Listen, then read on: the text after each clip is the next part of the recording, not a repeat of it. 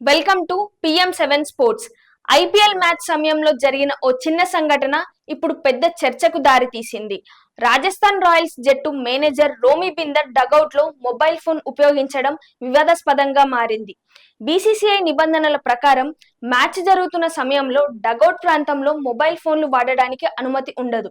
ఆటలో ఎలాంటి అనుమానాస్పద చర్యలు జరగకుండా, సమాచారం బయటకు లీక్ కాకుండా ఉండేందుకు ఈ నియమాన్ని కఠినంగా అమలు చేస్తారు.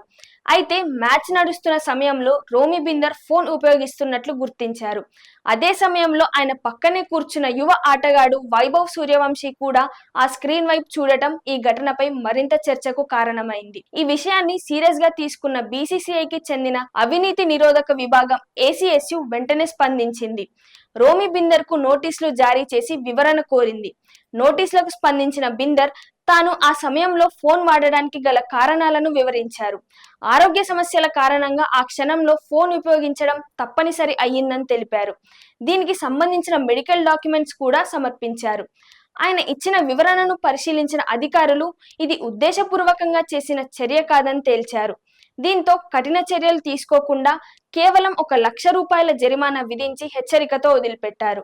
ఈ నిర్ణయాన్ని బీసీసీఐ అధికారికంగా రాజస్థాన్ రాయల్స్ ఫ్రాంచైజీకి తెలియజేసింది. ఇక ఈ ఘటనలో కనిపించిన యువ ఆటగాడు వైభవ్ సూర్యవంశీపై ఎలాంటి చర్యలు తీసుకోలేదు.